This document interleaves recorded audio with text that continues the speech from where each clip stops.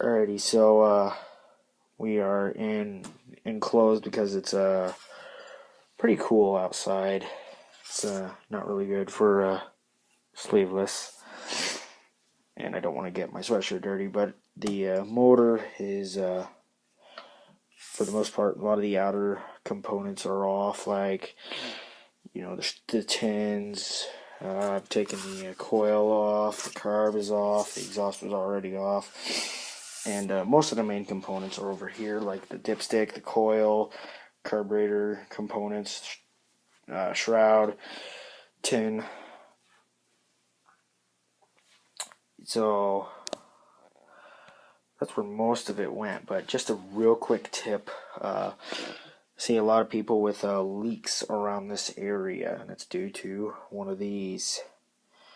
You can buy these on Briggs & Stratton's website. What these do is they thread in. Heck, that could just be the problem. They need to be threaded in. A lot of people think, oh, you just push them in. Well, that's not the case. They thread in, and you really got to tighten them in. Just a dab of oil. I mean, just don't coat it, and ignore all the noises in the background. I know there's a baby. But yeah, just stick that in there and you should be good. It should feel fairly snug. It should have a lot of resistance pulling it out or pushing it in. So that's just a quick tip. And some people say, oh, we'll just pull them out. Well, actually, if they're not really stuck, you can just unscrew them and boom. That's how you do it. Now, there still is a good chunk of oil in this, so I'm probably going to go get a tin container to drain that in, which I do believe I have right here. All I'd have to do is stick that bitch right there.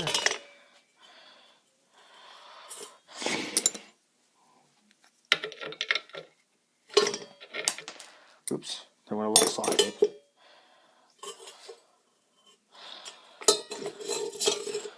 Alright, so we'll just do with that.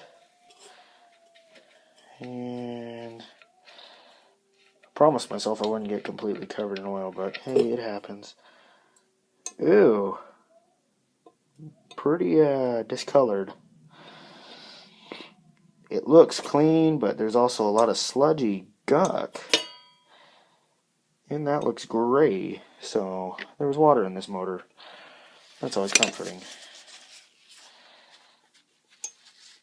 That's fairly nasty, to say the least. Oh, those threads go in for quite a ways. I can see threading in there. Yeah, you can see all them little ridges. That's threading. So threadings go in quite a way, apparently. But yeah, the starter was removed. It's right here. And I was talking in a previous video about putting a new bottom end kit, or new bottom end. The bottom end I was talking about. So I'm about to pull the head off for the second goddamn time. I got all the bolts there. Let's inspect it and see how it looks. Definitely some carbon. No blow by. Looks good. Definitely a decent amount of carbon.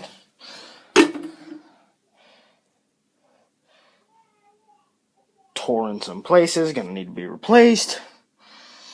Did alright. It's oily carbon. It's got some gunk in there. I may or may not use this piston. Oh. No.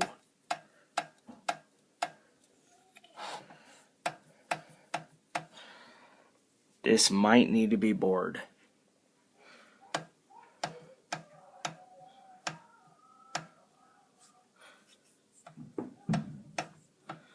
And please, if you're hearing anything in the background, just ignore it.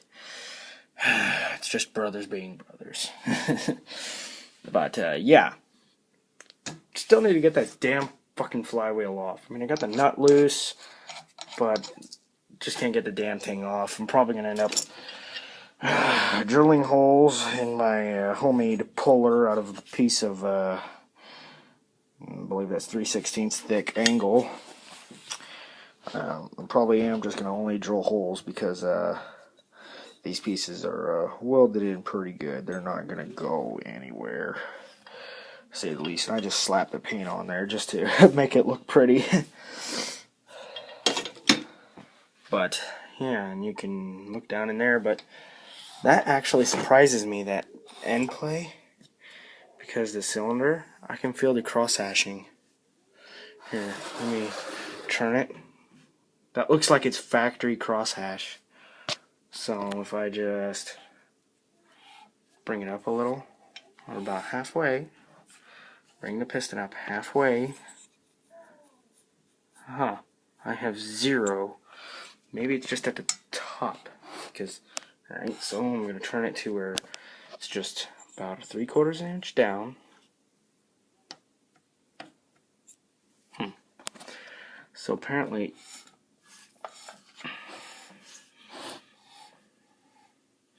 gets tighter as it goes down. Yeah, it does. The fuck? Oh, well, I can still see all the cross-hashing. Cylinder looks really good.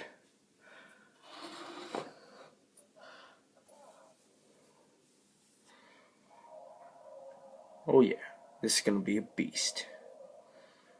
Definitely gonna be a beast. Definitely gonna be great for fucking racing. I'm telling you, that's for sure. But once I get the flywheel off, I'm then just gonna rip it all apart from there. Just gonna quickly just fly.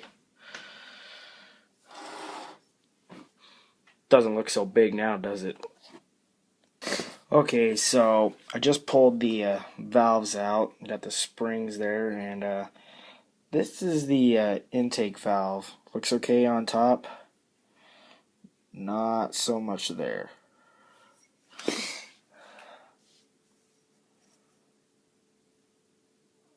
That's 14 years, baby. That's 14 years. Looks weird. It's got some shiny crap on it. But you look down in the intake, you can see, looks pretty black, but looks almost as if the exhaust valve guide is moving. I don't know. I need someone's help on that one. I'm kind of confused a little on that. Oh shit! Garter spring came off of that seal. Yeah, the little garter spring for the seal on the intake valve. And just like that, it's on. Alright, but yeah. I think I should be scared to seeing that might be coming out. Oh well, I can take this to. I'm probably going to take this to a machine shop and have them resurface it. Just because I can. Gonna put, at the very least, a new exhaust valve. So that shows some wear. Intake valve I can probably clean up with a wire wheel. And when I have it resurfaced, I'll have them press that seat back down. Probably end up having them bore this 20 over, and I'll get a 20 over piston, because 20 over is much better and more torquey. Oh yeah, but once I fix my puller for the flywheel, getting it off, and the rest will just unfold thereafter. Gotta love graphite composite. Yeah, that's what these gaskets are made out of. Graphite composite. Oop, shit.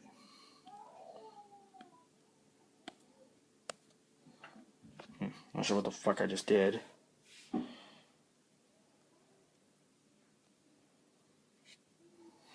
Oh. But this is the area where it always blows. Or, well, for these gaskets.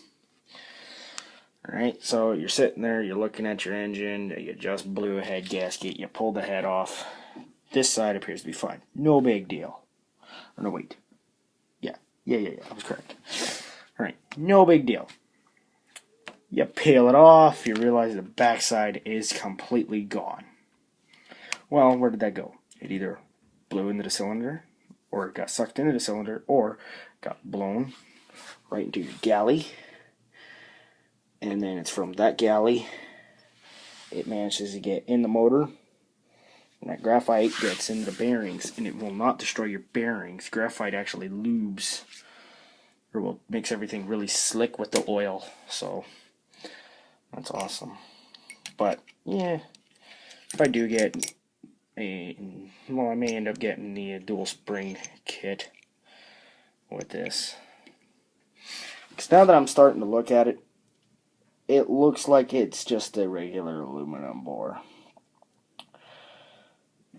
So I'm not sure what to think. Well, it looks like it has a cast iron bore, but I don't know, it looks fairly dark. Maybe it's got the nickel silk coating, I don't know. But there's 0 score marks in this thing. This thing is beautiful. So, yeah. Probably going to begin cleaning down the head. But, oof. It's definitely a lot of fucking carbon.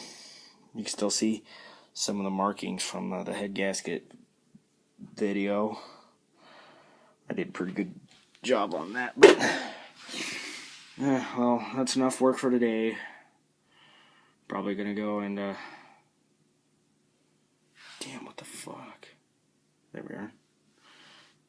Probably just gonna go and take care of some business. Oh, and maybe get online for some parts for that. And talk to the local machinist about that. Oh well, we'll see you later.